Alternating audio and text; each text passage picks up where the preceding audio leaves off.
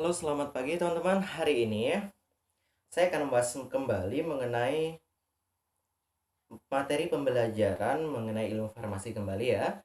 Hari ini saya akan sharingkan kepada kita semua mengenai struktur dan aktivitas bersama saya Rudi Kusuma. Oke? Oke, sekarang kita akan belajar struktur aktivitas. Apa sih itu struktur aktivitas? Jadi kita nanti akan mempelajari hubungan antara struktur dan aktivitasnya dalam tubuh, gitu ya. Jadi ini ada obat nih. Gimana hubungannya strukturnya dia dengan aktivitasnya dalam tubuhnya kita? Menarik ya? Oke, maka dari itu langsung aja kita lanjut ke pembahasannya. Nah, hari ini saya kembali menggunakan slide, tapi slide-nya tidak saya tampilkan. Nanti untuk mengakses slide ini, teman-teman bisa saya akan unggah di grup WhatsApp bersama ya. Nanti teman-teman bisa akses di sana. Oke, kita mulai ke hubungan struktur aktivitas. Ya.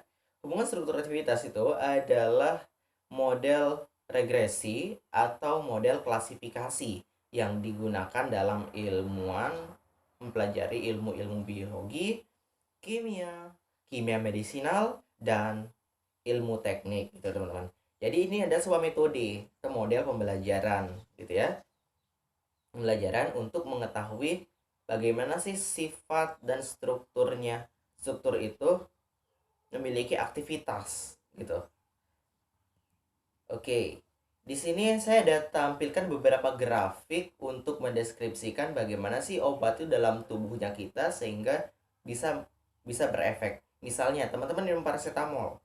Ketika teman-teman minum obatnya, ternyata sampai efeknya bereaksi menurunkan panas, ini ada beberapa fase yang dilalui. Gue kasih contoh paracetamol supaya kita lebih enak aja ya belajarnya gitu. Oke, yang pertama itu kita meminum bentuk sediaannya ya. Kita minum paracetamolnya gitu ya. Nah, habis itu senyawa aktifnya, karena di paracetamol memiliki senyawa aktif ya, senyawa aktifnya masuk ke dalam tubuh kita dan melalui fase satu, yaitu fase kelarutan dispersi molekul ya. Di sini ada 5 fase. Oke, baru setelah melalui fase satu atau kelarutan dispersi molekul, susah banget dibilangnya. Oke, dispersi molekul, baru tahap selanjutnya kita melalui tahap fase 2 yaitu absorpsi. Absorpsinya itu bisa terjadi di usus, di lambung gitu. Ya, melalui ketersediaan farmasetik gitu ya, melalui saluran cerna. Dan ngomong-ngomong pH lambung itu sekitar 1 sampai 3 gitu ya. Kalau udah satu tuh asam banget ya. Dan pH usus itu antara 5 sampai 8. Dan pH darah itu 7,4 pH-nya. Nah, itu kalau segitu berarti darahnya kita bagus. Nanti kalau darahnya kita asam, banyak banget menimbulkan masalah kesehatan. Nah, tapi bukan itu yang kita bahas ya. Kita bahas mengenai jalur distribusi obat ini ya. Oke, setelah melalui fase 2 ini, absorpsi, baru kita akan masuki fase 3 yaitu tahap distribusi, metabolisme, dan ekskresi gitu. Nah, setelah obat ini melalui tahap distribusi, metabolisme, dan ekskresi, obat ini akan memasuki fase 4 yaitu reseptor. Interaksi dengan reseptor. Obat ini nggak akan bereaksi kalau nggak ketemu dengan reseptornya, teman-teman. Jadi si obat harus ketemu dengan reseptornya sehingga reseptornya berefek. Nah, baru obatnya akan berefek. Jadi gitu ya, obat-obatan yang kita minum berefek di tubuhnya kita. Oke. Nah, dan yang sekarang itu saya tampilin kembali, ini ada skema mengenai fase farmasetik dan fase farmakokinetik ya teman-teman. Oke, di fase ini nanti ini apa namanya, diagram apa ya, ini skemanya, teman-teman bisa akses di grup WhatsApp ya, nanti saya jelaskan seperti ini saja. Di sini ada fase farmasetik. Fase farmasetik ini meliputi mengenai formulasi dan dosis. Penentuan dosis ini di sini letaknya gitu ya. Nah, setelah melalui fase formulasi dan dosis, baru kita pikirkan pembentukan sediaan yang cocok itu seperti apa, gitu. Dan setelah setelah kita menemukan sediaan yang cocok, kita baru pikirkan jalur distribusinya ini melalui apa, atau melalui suntikan, melalui saluran cerna, dan sebagainya. Setelah menemukan jalur yang cocok, maka setelah itu kita akan memasuki fase farmakokinetik atau melalui proses ADME. Apa itu ADME? Absorpsi, distribusi, metabolisme, dan ekskresi. Nah, di sini yang pertama adalah penyerapan, gitu. Penyerapannya bisa, kalau yang oral bisa di lambung, di usus, ya. Dan baru si zat aktif ini akan masuk di dalam darah kita, teman-teman. Nah, setelah obat ini atau zat aktif ini masuk ke dalam darahnya kita, disinilah tempatnya dia akan mencari bisa mencari reseptor agar bisa berefek dan memiliki efek menyembuhkan. Bisa juga lari ke jaringan, misalnya ya langsung dia bekerjanya pada jaringan tubuhnya kita. Nah, si zat aktif ini juga bisa mencari jaringannya, gitu. Dan ada juga setelah mencapai darah, dia di metabolisme dulu, diubah dulu oleh tubuhnya kita, baru mencapai reseptor. Dan setelah di metabolisme, setelah mencapai jaringan, dan baru setelah itu obat itu akan diekskresikan atau dikeluarkan dari dalam tubuhnya kita. Karena dalam tubuhnya kita nggak boleh terlalu terlalu banyak terdapat zat-zat aktif dalam waktu yang lama, teman-teman. Oke, di sini ada beberapa hubungan hubungan struktur yang empiris gitu. Nanti teman-teman bisa lihat di slide saya saja. Dan ada juga hubungan struktur obat yang sistemik itu seperti apa. Nanti teman-teman bisa lihat juga. Nah, dan ini ada faktor-faktor yang kurang mendukung hubungan struktur aktivitas.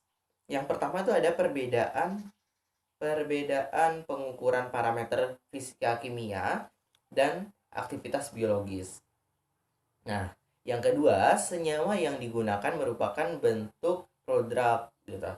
Nah, apa itu prodrug? Nanti kalau teman-teman pengen tahu, nanti nanti kita diskusikan di kolom komentar, atau kalau ada yang nggak dimengerti itu silakan nanti ditanyakan, karena di sini saya tidak akan membahas tentang prodrug kembali gitu ya. Dan yang ketiga ada aktivitas obat dipengaruhi oleh banyak kondisi in vivo gitu. Dan lain-lainnya bisa teman-teman baca sendiri nanti. Oke, dan sekarang ada hubungan struktur aktivitas yang sebenarnya gitu. Hubungan struktur aktivitas itu harus seperti ini. Yang pertama, hubungan sifat fisika kimia dan aktivitas. Ya, jadi harus setara itu ya. Dan hubungan struktur kimia dan aktivitas biologis obat dengan tempat reaksi yang sama. Jadi antara antara struktur kimia ya dan aktivitas biologisnya, obat itu berada di dalam suatu struktur yang sama dan di tempat yang sama, reseptor yang sama gitu ya. Oke, next. Nah, hubungan sifat kimia fisika aktivitas. Nah, ini hubungan sifat fisika dan kimia dan aktivitas ini, yang pertama, perubahan struktur non apa ini non kriterik tidak akan menyebabkan perubahan aktivitas secara in vitro. Nah, ternyata walaupun strukturnya mengalami perubahan, dia tidak akan mengalami perubahan pada in vitro. Pada uji in vitro. In vitro itu apa? In vitro itu yang menggunakan hewan coba gitu ya. Nanti kalau misalnya teman-teman ada yang pengen tanyakan tentang in vitro lagi, silahkan komen aja. Nah, itu ada salah satu contohnya, nanti teman-teman bisa baca kembali. Nah, yang sekarang ada hubungan struktur aktivitas yang tak langsung gitu. Jadi, hubungan struktur aktivitas yang terjadi pada dua senyawa yang berbeda di berbeda tempat aksinya. Jadi, kalau misalnya ada dua senyawa yang bekerja di tempat yang berbeda, nah itu ada hubungan yang tak langsung gitu. Oke, dan yang kedua ada bermacam-macam senyawa terdapat Senyawa tersebut diperoleh dari rangkaian proses metabolisme dan proses biodegradasi. Oke. Next, hubungan struktur aktivitas dan stereoisomer. Nah, pada campuran sistemik, perbedaan aktivitas isomer dua kemungkinan berada di spektrum aktivitasnya. Oke, hubungan antara perbedaan aktivitas pasangan stereoisomer dan aktivitas dari isomer yang lebih aktif dari pasangannya gitu ya. Jadi dia ada perbedaan aktivitas gitu. Jadi yang seperti itu pun ada memiliki hubungan dalam stereoisomer gitu ya. Dan ini ada pengukuran kuantitatif aktivitas biologis. Nah, ini yang unik teman-teman. Pengukuran kuantitas ini bisa melalui 3 tahapan nih teman-teman. Kita bisa juga lakukan di lab tahap seperti ini, yaitu dengan melakukan uji menggunakan hewan coba teman-teman. Di sini ada uji individu, uji bertingkat, dan uji kuantal. Nah, kalau uji individu ini kita hanya menggunakan satu hewan coba saja gitu. Dan kalau misalnya uji bertingkat, kita mengujikannya melalui beberapa kelompok hewan coba gitu. Dan uji aktual juga seperti itu.